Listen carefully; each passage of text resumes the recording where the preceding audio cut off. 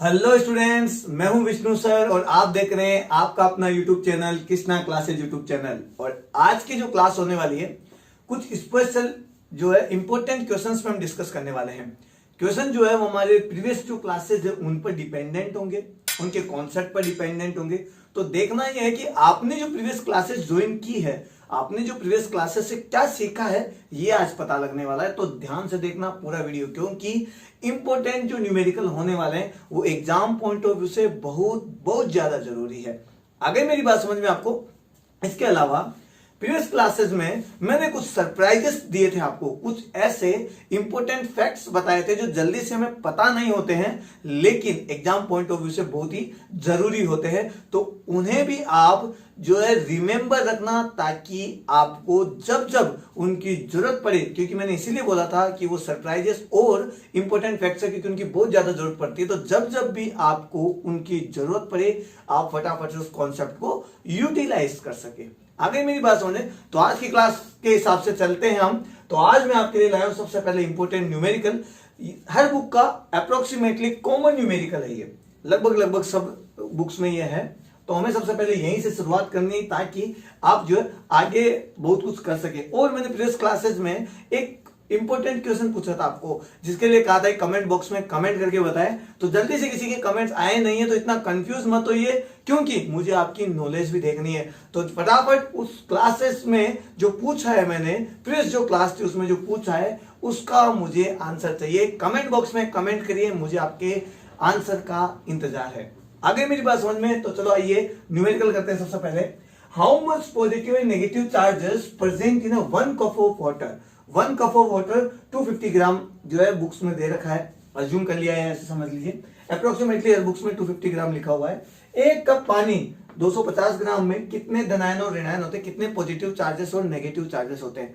तो मैंने आपको प्रीवियस क्लास में एक बात बोली थी कि जितने पॉजिटिव चार्जेस प्रेजेंट होते हैं उतने ही नेगेटिव चार्जेस भी प्रेजेंट होते हैं। तो डोंट बी कंफ्यूज्ड कि पॉजिटिव कैसे निकालो या नेगेटिव कैसे निकालो, बस आप इलेक्ट्रॉन्स निकाल लीजिए। इलेक्ट्रॉन यदि चले गए तो पॉजिटिव चार्जेस, इलेक्ट्रॉन दे दिए गए तो नेगेटिव चार्जेस। मैंने बताया था ना आपको। तो पॉजिटिव नेगेटिव उतने होते हैं। तो हमको निकालना है चार्जेस के लिए नंबर ऑफ इलेक्ट्रॉन। सबसे पहले हम बात करते हैं कि इसके पास 250 ग्राम के पास में कितने मॉलिक्यूल्स हैं। सबसे पहले हम ये पता करते हैं कि 250 ग्राम में कितने मॉलिक्यूल्स हैं, कितने अणु हैं। तो सबसे पहले बात करते हैं नंबर ऑफ मॉलिक्यूल्स की।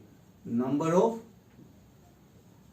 मॉलिक्यूल्स, क्योंकि हमको ये चार्जेस निकालने के लिए जरूरी है नंबर्स ऑफ इलेक्ट्रॉन। और इलेक्ट्रॉन पता करने के लिए हमें इतने पता होना चाहिए कि इसमें एटम या मॉलिक्यूल्स कितने हैं, तभी तो हम पता कर पाएंगे।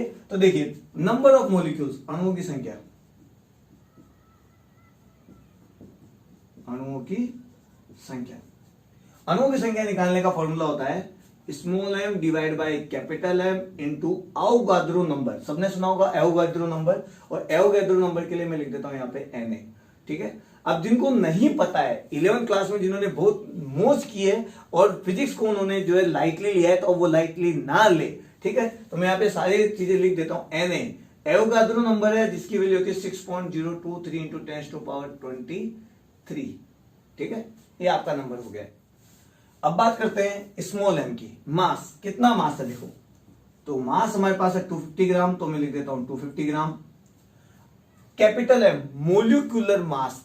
ठीक है, मोलिकुलर मास अणुभार जिसको हम कह सकते हैं, तो मैं यहां पे लिख देता हूं कैपिटल M।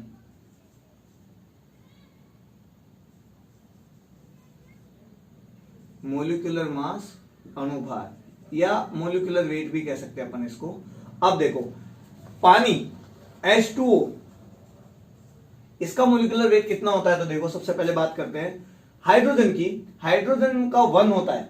ठीक है, और इसके पास कितने मॉलिक्यूल्स है? 2 है, तो 2 1 इंटू 2 लिख दिया है। प्लस ऑक्सीजन, ऑक्सीजन का अणुभार मोलिकुलर वेट होता है 16, तो मैं लिख देता हूं 16।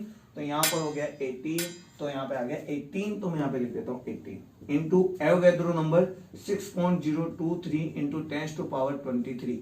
ठीक है, इतने मॉलिक्यूल्स हमारे पास।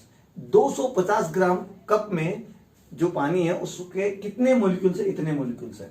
ठीक है, अब बात करते हैं एक मॉलिक्यूल की। H2O, पूरे पानी का एक मॉलिक्यूल बनता है, ये लो, जिसमें 2 हाइड्रोजन के होते हैं और एक ऑक्सीजन का होता है। तो इस एक मॉलिक्यूल के पास कितने इलेक्ट्रॉन है हमें यह भी पता करना पड़ेगा।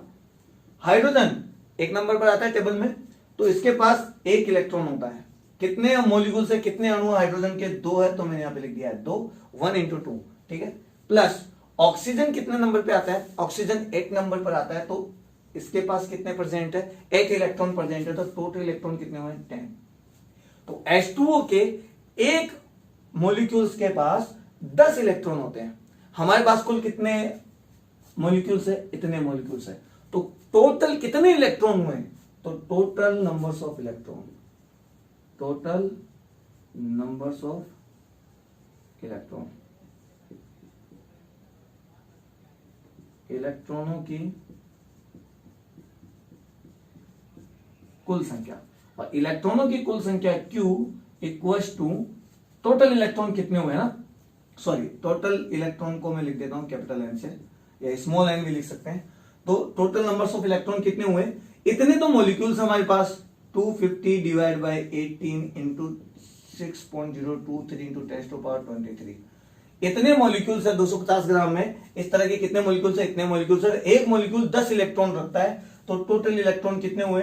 नंबर्स ऑफ मॉलिक्यूल्स को टोटल अणुओं की संख्या को मैंने इलेक्ट्रॉन से मल्टीप्लाई कर दिया है, ठीक है भाई। ये 1 कप पानी है, ऐसे मान लेता हूं मेरे पास 1 कप पानी है, उसमें इस तरह के इतने मॉलिक्यूल्स है। एक मॉलिक्यूल एक अणु के पास 10 इलेक्ट्रॉन है, तो टोटल कितना हुआ? एक के पास 10 है, तो इतने के पास कितना हुआ? तो एक के पास 10 है, तो इतने के पास निकालने के लिए हमें क्या करना पड़ेगा? 10 से मल्टीप्लाई करना पड़ेगा। तो ये हमारे अब टोटल नंबर्स ऑफ इलेक्ट्रॉन हो गए, इलेक्ट्रॉनों की कुल संख्या हो गई है। अब हमें चाहिए टोटल चार्जेस, तो कुल आवेश, कुल आवेश, टोटल चार्जेस,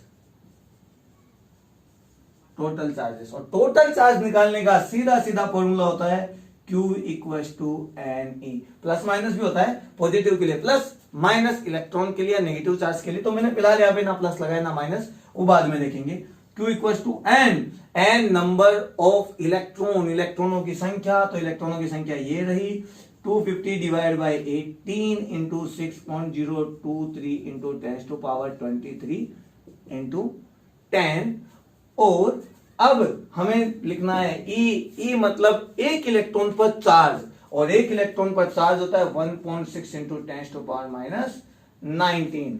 तो अब ये आपका होमवर्क है, इसे आपको सॉल्व करना है, और सॉल्व करने के बाद में आंसर लिखने हैं। अप्रोक्सीमेटली जो भी इसके आंसर आते हैं आपको यहां पर कंप्लीटली कर देना है। ये आपका न्यूमेरिकल हो गया। बहुत आसान है, बस न्यूमेरिकल करना आना चाहिए। और जिनको न्यूमेरिकल करने में प्रॉब्लम होती है, मैं उन स्टेप्स बता देता हूं, उसी स्टेप से आप सॉल्व करें, ताकि आपकी प्रैक्टिस भी फटाफट। और मैं आपको बताऊं किस तरीके से सॉल्व करना है आपको। सबसे पहले पॉइंट्स हटाने हैं, ये जो डेसिमल्स है ये हटाने हैं, ठीक है। तो मैं यहां से डेसिमल्स भी हटा देता हूं। जैसे जैसे यहां से पॉइंट हटाया और यहां पर आ गया 1000, और जैसे यहां से पॉइंट हटाया यहां पे आ गया 10। उसके बाद सारी पावर्स इकट्ठी कर लेनी है, 1 2 3 4, ठीक है।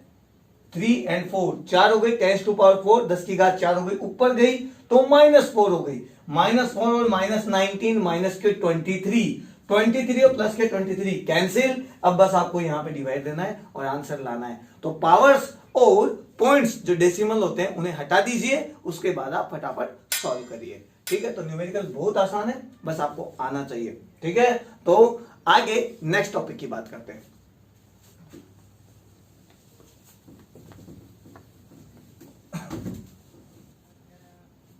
तो स्टूडेंट्स, अभी हम पढ़ रहे थे चार्जेस किस तरीके से निकालने होते हैं। चार्जेस के लिए हम क्या फॉर्मूला लगाए? सीधी सी बात है, इलेक्ट्रॉनों का पता रखो। इलेक्ट्रॉन दे दिए गए, इलेक्ट्रॉन यदि चला गया है हमसे दूर तो हम पॉजिटिव चार्ज हो गए, और यदि इलेक्ट्रॉन को हमने अपने पास रख लिया है तो हम नेगेटिव चार्ज हो गए। अब सबसे बड़ी बात यह है कि क्या ऐसा क्या मेथड है जिससे हम यह पता लगा सके कि कोई भी जो ऑब्जेक्ट होता है वो चार्ज ऑब्जेक्ट है या नहीं है, उस पर आवेश है या नहीं है, क्या उसके ऊपर चार्ज दिया जा सकता है, क्या उससे चार्ज किया जा सकता है, ऐसे कोई तरीका जिससे इलेक्ट्रॉन दिया जा सके, लिया जा सके, किसी अनचार्ज, किसी अनावेशित वस्तु को चार्ज किया जा सके, आवेशित किया जा सके। तो आज हम पढ़ने वाले ऐसे मेथड्स पर जिनसे हम किसी भी ऑब्जेक्ट को चार्ज कर सकते हैं, आवेशित कर सकते हैं। लेकिन इससे पहले मैं आपको एक जनरल जो है एग्जांपल दूंगा। हम नया कंघा लेके आते हैं, ठीक है, सिंपल और सबसे बेस्ट एग्जांपल है, जब तक वो कंघा किसी फैंसी स्टोर की दुकान पर रखा होता है 10 दिन 20 दिन 2 महीने 5 महीने, उस पर कभी भी मिट्टी नहीं जमती जल्दी से, वो ऐसा का ऐसा ही पड़ा रहता है, वैसा का वैसा ही। हम घर लाते हैं, उसे यूज करते हैं। अब हम क्या करते हैं, बाल बनाते हैं। तो जब हम बाल बनाते हैं तो उस कंडीशन में क्या होता है, क्या आपको पता है?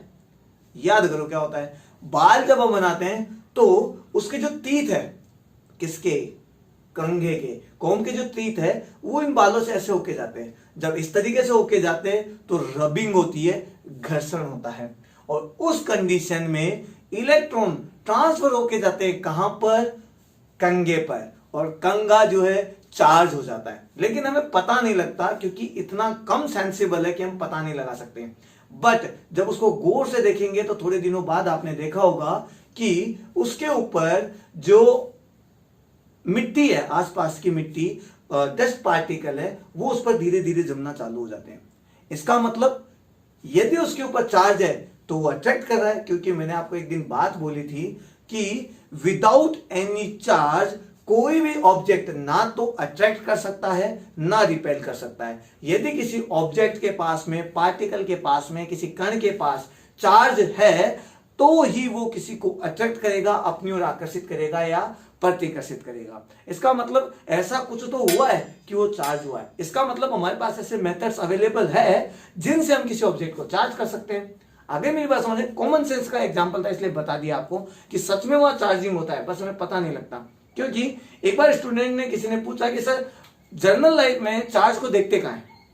तो जर्नल लाइफ में वैसे हमारे पास बहुत सारी चीजें होती है, बस हम गौर नहीं करते। जैसे बचपन में आपने खेल खेला होगा कि एक स्केल लेते हैं, उसको ऐसे बालों पे रबिंग कराते हैं, घर्षण करवाते हैं, और फिर मिट्टी के पास लेके जाते हैं या कागज के छोटे छोटे टुकड़े के पास लेके जाते हैं, तो कागज के टुकड़े उस पर धीरे धीरे चिपकना चालू हो जाता है, ठीक है। वो भी किसी भी पार्टिकल के ऊपर चार्ज होने का ही एक एग्जाम्पल है, क्योंकि स्केल पर चार्ज होता है।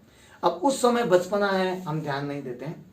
अगर मेरी बात समझ में, यदि आपने ये सब नहीं किया है तो आपने बचपन का बहुत कुछ मिस भी किया है, ठीक है। इसीलिए तो बचपन जो होता है वो बहुत ही शानदार टाइम होता है लाइफ का। हम वहां ऐसी ऐसी चीजें कर लेते हैं जिनके बारे में हमें पता नहीं होता, टेंशन फ्री होते हैं और खाली दिमाग होता है, इसमें जो चाहे वो भर सकते हैं। तो चाइल्डहुड जो होता है, वो चाइल्डहुड अपनी लाइफ का मुझे लगता है सबसे बेस्ट टाइम है। मैं तो उसको बहुत ही मिस करता हूं, क्योंकि इन सब चीजों को मैंने वहां किया। जब मैं पढ़ा इन्हें तो मुझे बहुत अचंभा हुआ कि उस समय मैंने पढ़ा नहीं था, जानता ही नहीं था मैं उस समय, लेकिन ये सब किया, मजा आता था। ऐसे लगता था जैसे कोई जादुई एक ट्रिक है, लेकिन ये जादुई ट्रिक नहीं है, ये बस एक साइंस का स्मॉल फैक्ट है, ठीक है। तो आइए सबसे पहले बात करते हैं किसी भी ऑब्जेक्ट को किस तरीके से चार्ज किया जा सकता है। तो मेथड ऑफ चार्जिंग,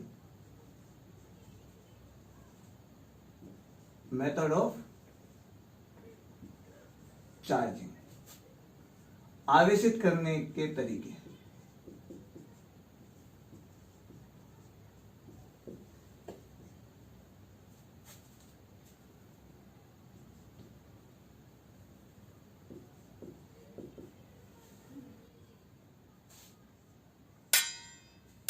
कितने प्रकार से हम उसे, किसी ऑब्जेक्ट को जल्दी से चार्ज कर सकते हैं।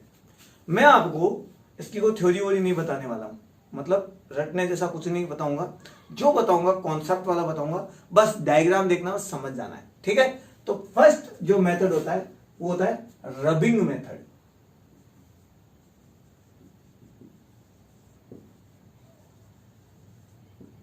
घर्षण द्वारा आवेशन, घर्षण द्वारा। रबिंग मेथड से हम किस तरीके से किसी ऑब्जेक्ट को चार्ज कर सकते हैं वो इस मेथड में पढ़ने वाले। अभी मैंने एग्जांपल बताया था ना आपको, क्या, कंघे वाला, याद आया आपको कि कंघा या स्केल को बाल में हम ऐसे रबिंग करते हैं तो इलेक्ट्रॉन ट्रांसफर होके जाते हैं। जब बालों से इलेक्ट्रॉन ट्रांसफर होते हैं कंघे के ऊपर, तो इलेक्ट्रॉन जो है किस पर गए, कंघे के ऊपर गए, तो जो कॉम्ब है वो नेगेटिव चार्ज है,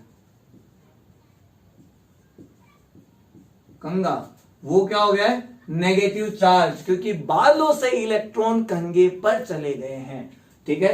और जो पॉजिटिव नेगेटिव चार्ज हो गया ये, तो इसका मतलब ये आसपास की जो चीजें उनको ये क्या करेगा, आकर्षित करेगा, अट्रैक्ट करेगा।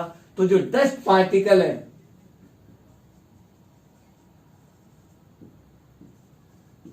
धूल के कण पेपर, कागज, ये सब होते हैं पॉजिटिव चार्ज। ये सब क्या है? Positive charge. तो ये ऑटोमेटिक कंघे की तरफ, स्केल की तरफ ये क्या होते हैं? ऑटोमेटिक ही खिंचना चालू हो जाते हैं, अट्रैक्ट होना चालू हो जाते हैं, क्योंकि सामने वाले के पास अपोजिट चार्ज है। अपोजिट चार्ज होगा तो सबको पता है कि अट्रैक्शन होता ही है। हमेशा अपोजिट नेचर के पास में जो है अट्रैक्शन होता है, पता है ना, सब जानते हैं, 12th क्लास में आ गए, सब समझदार है कि हमेशा opposite nature, opposite polarity, opposite sex, जो भी हो, फीमेल मेल किसी भी तरह जो अपोजिट होते हैं उनसे हमेशा अट्रैक्शन बढ़ता ही बढ़ता है, अट्रैक्शन होता ही होता है। और same nature, same polarity, same charge हमेशा रिपेल करते हैं। आ गई मेरी बात समझ में? तो अपोजिट हमेशा जो होता है वो क्या करता है? अट्रैक्ट करता है। तो ये जो स्केल या जो आपका कॉम्ब है ये हमेशा आसपास के डस्ट पार्टिकल को अपनी ओर अट्रैक्ट करेगा और उसके साथ में वो डस्ट पार्टिकल वहां पर धीरे धीरे जमना चालू हो जाएंगे। और यही वजह है कि कंघे पर या स्केल पर चारों तरफ जो होता है डस्ट पार्टिकल जम जाते हैं। ठीक है, कभी ऐसा होता होगा कि आप पेन यूज कर रहे हैं और पेन यूज करते करते आपके हाथ से स्लिप हो गया और स्लिप होते मिट्टी में गिर गया, उसके चारों डस्ट पार्टिकल चिपक गए। वो भी यही रीजन है, ऑयली हो सकता है, फ्रिक्शन की वजह से उस पर चार्ज होते हैं। तो ये सब छोटी छोटी बातें बस हम इन्हें नेग्लेक्ट कर देते हैं। आप लीजिए कोट जो होता है रेशम का कपड़ा ले लीजिए, ठीक है, उसमें क्या होता है कि जब आप उस पर रगड़ते हैं तो इलेक्ट्रॉन उस कपड़े के ऊपर आते हैं। सिल्क पर कपड़े के ऊपर इलेक्ट्रॉन आते हैं और स्केल के पास पॉजिटिव चार्ज रह जाता है, क्योंकि स्केल ने इलेक्ट्रॉन जो है वो त्याग दिए हैं। इलेक्ट्रॉन जो है स्केल से लेफ्ट हो गए और जो आपका सिल्क का कपड़ा है, रेशम का कपड़ा है, उसने इलेक्ट्रॉन एक्सेप्ट कर लिए हैं। और यही वजह है कि सिल्क का कपड़ा जो होता है वो नेगेटिव चार्ज हो जाता है। अब जर्नली क्या होता है, मेरे पास भी ऐसी एक पैंट है जिस पर क्या होता है, जैसे ही मैं उसे पहनता हूं थोड़ी देर में और बाहर भी ना निकलूं, मैं ऐसे खड़ा रहूं जैसे भी क्लास ले रहा हूं, थोड़ी देर बाद में उसके ऊपर डस्ट पार्टिकल चालू हो जाते हैं जमना। आसपास झाड़ू लगाने के बाद में देखा होगा, घर में थोड़ी बहुत झाड़ू लगाने के बाद धूल के कण जो होते हैं उड़ रहे होते हैं। आप बाहर निकलिए रोड पर, अभी तो वैसे भी पोल्यूशन है, तो पोल्यूशन में गर्मी में धूल भरी आंधियां हैं और हवा चलती रहती है जिसमें धूल उड़ती रहती है। अब जैसे उसको पहन के बाहर निकलेंगे, सेम थोड़ी देर बाद में 10 मिनट 20 मिनट आधे घंटे बाद में आपको लगेगा कि वो गंदी हो गई है, उसके ऊपर डस्ट पार्टिकल जम गए। और आप जैसे उसको ऐसे साफ करेंगे ऐसे करके, वो जो है डस्ट पार्टिकल और पहनेंगे, तो उस समय आपको घिन आएगी, मतलब क्या कपड़ा पहना है यार, अभी तक तो कुछ नहीं हुआ और गंदा हो गया, ये कैसे दिख रहा है। वो असलियत में गंदा नहीं हुआ है, उसके ऊपर जो है नेगेटिव चार्ज होते हैं। तो वो क्या करता है, आसपास की जो चीजें उन्हें अपनी ओर आकर्षित कर लेता है, आसपास के डस्ट पार्टिकल होते हैं उन्हें वो अपनी ओर खींच लेता है और उस वजह से वो वहां पर जम जाते हैं। जैसे आप गीले कपड़े से उसे साफ करेंगे वो वापस साफ हो जाएगा, हाथों से साफ करेंगे नहीं होगा, क्योंकि रबिंग होगी उसके पास और नेगेटिव चार्ज होगा और नेगेटिव चार्ज होगा तो वो और आसपास की चीजें खींचेगा। तो जो आपके हाथ पे भी कुछ लगा हुआ है वो भी उस कपड़े के चिपक जाएगा। समझ गए? तो ये एक एग्जाम्पल है जो जनरली लाइफ का है, हमारी नॉर्मल लाइफ से इंस्पायर कह सकते हैं हम, जो देखते हैं हम लाइफ में। तो ये होता है रबिंग मेथड। आगे मेरी बात समझ में, ये आपको याद रखना है बस। जैसे जैसे मैंने बोला है सिंपली एग्जांपल कि हाँ रबिंग मेथड वो होता है और उसके अंदर क्या होता है कि किसी भी एक ऑब्जेक्ट को दूसरे ऑब्जेक्ट के साथ में रब कराया जाता है। उन दोनों ऑब्जेक्ट्स को, दोनों वस्तुओं को एक दूसरे से घर्षण कराया जाता है। इस वजह से इलेक्ट्रॉन एक जगह से दूसरी जगह ट्रांसफर हो जाते हैं। ठीक है, जो वस्तु, जो ऑब्जेक्ट इलेक्ट्रॉन लेता है वो नेगेटिव चार्ज होता है और जो वस्तु या जो ऑब्जेक्ट इलेक्ट्रॉन देता है वो पॉजिटिव चार्ज होता है। इस तरीके से दोनों ऑब्जेक्ट पर चार्ज आ जाते हैं, एक नेगेटिव चार्ज, एक positive charge, depending on the nature कि वो इलेक्ट्रॉन ले रहा है या दे रहा है। इलेक्ट्रॉन ले रहा है तो नेगेटिव चार्ज और सामने वाला जो बच गया है वो पॉजिटिव चार्ज। समझ गए? बस सिंपल सा मेथड है। आगे समझ में मेरी बात? इसी तरीके से एक और मेथड है, सेकंड मेथड, कंडक्शन मेथड। इसको नोट कर लीजिएगा, एक एग्जांपल आप समझ जाएंगे। ठीक है, ये क्लास एज एग्जांपल ही मैंने ली है। इनकी थ्योरी यदि हम रटने बैठेंगे तो हम कभी भी नहीं समझ पाएंगे, लेकिन यदि हमने इसके कॉन्सेप्ट को क्लियर कर लिया तो मुझे नहीं लगता कि कभी भी किसी थ्योरी की जरूरत पड़ेगी। आप खुद अपने ऑन वर्ड्स में इसे बोल सकते हैं, लिख सकते हैं। ठीक है, सेकेंड मेथड की बात करते हैं।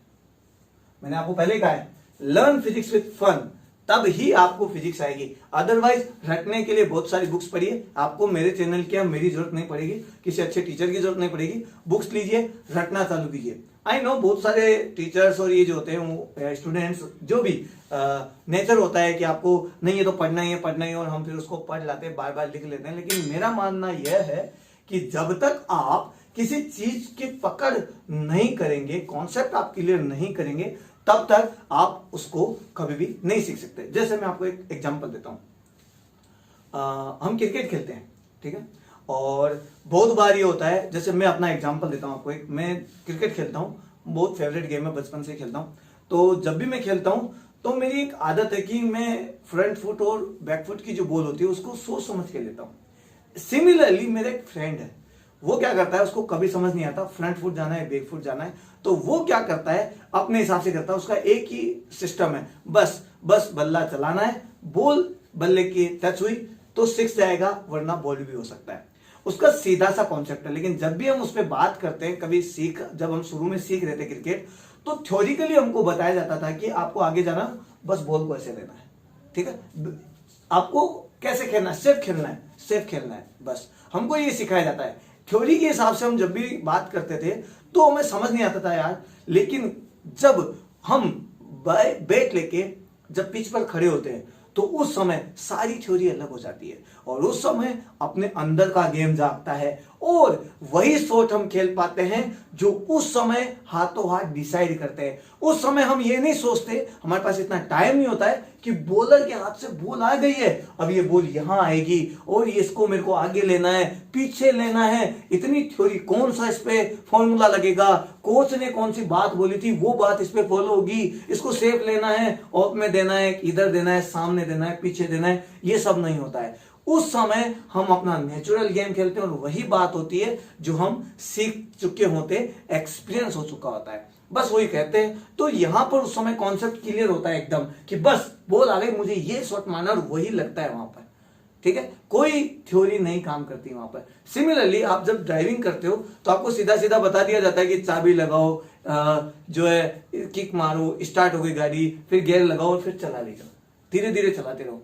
लेकिन जब हम गाड़ी चला रहे हो, चलाते चलाते एकदम से कोई दूसरा व्हीकल सामने आ गया है, तो वो थ्योरी में कहीं नहीं लिखा होता है। उस समय एक ही थ्योरी होती है, सामने देखते चलाते जाओ, आपको लगता है कि कोई व्हीकल आ रहा है तो आप बस गाड़ी रोक लो, स्लो कर लो, ये सब थ्योरिकल बातें हैं। लेकिन जब कॉन्सेप्ट की बात आती है तो उस समय एकदम से बहुत नैनो सेकंड्स में, बहुत 1 सेकंड से भी कम टाइम में हमें को ये डिसाइड करना होता है कि मुझे ब्रेक लगाना है, गाड़ी को इधर लेना है, इधर लेना है, कि मैं अपने को, गाड़ी को, सबको प्रोटेक्ट कर सकूं। और वो चीज डिपेंड करती है हमारे एक्सपीरियंस पर, और वो आता है हमेशा अपने कॉन्सेप्ट क्लियर करने पर। जिस चीज के जितने कॉन्सेप्ट क्लियर होंगे, आप जितना उस पर प्रैक्टिस करेंगे, आप उसमें उतना ही धुरंधर बनेंगे। आगे मेरी बात समझे तो आपको कॉन्सेप्ट क्लियर करना है, ये ध्यान रखिए, थ्योरी रटना ये सब नहीं होने वाला है। आप कभी भी कभी भी थ्योरी रटकर कभी भी आप किसी सब्जेक्ट पर पकड़ नहीं बना सकते। आगे मेरी बात समझे, आइए चलो बात करते हैं सेकंड मेथड पर। तो सेकंड मेथड है चालन द्वारा।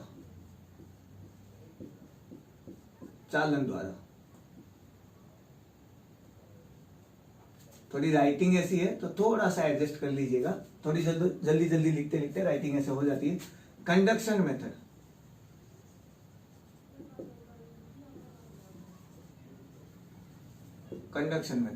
देखो, चालन द्वारा आवेशन बहुत आसान है, समझने की बात है कि देखिए चालन द्वारा आवेशन किस तरीके से होता है। तो नाम पे जाइए सबसे पहले, कंडक्शन मेथड, चालन द्वारा। और कंडक्शन मेथड क्या होता है, 11 में पढ़ा होगा, हीट ट्रांसफर का मेथड है ये, ऊर्जा स्थानांतरण की विधि है चालन द्वारा, जिसमें हीट ट्रांसफर होती है एक ऑब्जेक्ट से सेकंड ऑब्जेक्ट। तो यहां पे भी कुछ ऐसा ही है, चार्जेस का कंडक्शन मेथड है, तो चार्जेस के लिए जरूरी है, कंडक्शन मेथड के लिए चार्ज एक जगह से दूसरी जगह ट्रांसफर होंगे, और सीधी सी बात है। लेकिन ट्रांसफर होने के लिए जरूरी है मॉलिक्यूलर से मॉलिक्यूलर, मतलब एक ऑब्जेक्ट से दूसरे ऑब्जेक्ट पर तभी ट्रांसफर होंगे जब वो दोनों परस्पर पर्टिकुलर इन आपस में एक दूसरे से म्यूचुअली कनेक्टेड है, कांटेक्ट है दोनों के बीच में, किसी भी तरीके से हो सकता है, चाहे आप दोनों के बीच में वायर लगा दीजिए, चाहे आप दोनों को टच करके रख दीजिए। ऐसा ही एग्जांपल मैं पहले बता चुका हूं प्रीवियस क्लास में जब मैंने पढ़ाया था। तो देखिए ये हमारे पास एक ऑब्जेक्ट है, ये हमारे पास एक ऑब्जेक्ट है, ठीक है। इसके पास चार्ज है, पॉजिटिव चार्ज ले लेता हूं मैं इसके ऊपर, ये लीजिए। हमेशा ध्यान रख लीजिएगा, मैं आपको बता देता हूं, जो कंडक्टर होता है, चालक, उस पर चार्ज, आवेश हमेशा सरफेस पर फैल जाते हैं। ये स्फेरिकल कंडक्टर है, गोलाकार चालक है। अब ये खोखला है या पूरा भरा हुआ है, सेल है या पूरा ऐसा कैसा पूरा जो है ठोस है, सॉलिड है, उससे डिपेंड नहीं करता है। डिपेंड नहीं करता है कि आप ये कंडक्टर है या नॉन कंडक्टर है। यदि ये कंडक्टर है तो आप चार्ज यहां पे भी दे दो तो भी चार्ज एक मतलब कंडक्ट करेगा, एक जगह से दूसरी जगह मूव करेगा। कंडक्टर में ये तो होता है, चार्ज एक पोर्शन से दूसरे पोर्शन पे मूव कर सकते हैं। तो चार्ज हमेशा स्प्रेड हो जाएगा, फैल जाएगा इसके पूरे सरफेस पर इक्वली। ऐसा नहीं है पूरे चार्ज एक साइड ही फैल गए और दूसरे साइड नहीं फैले, पूरा चार्ज पूरे सरफेस पर इक्वली फैल जाएंगे। लेकिन नॉन कंडक्टर में ऐसा नहीं होता है। नॉन कंडक्टर में जिस पॉइंट पे आपने चार्ज दिया है उसी पॉइंट पर चार्ज रहेगा। तो ये ध्यान रखें, कंडक्टर में चार्ज स्प्रेड हो जाएंगे,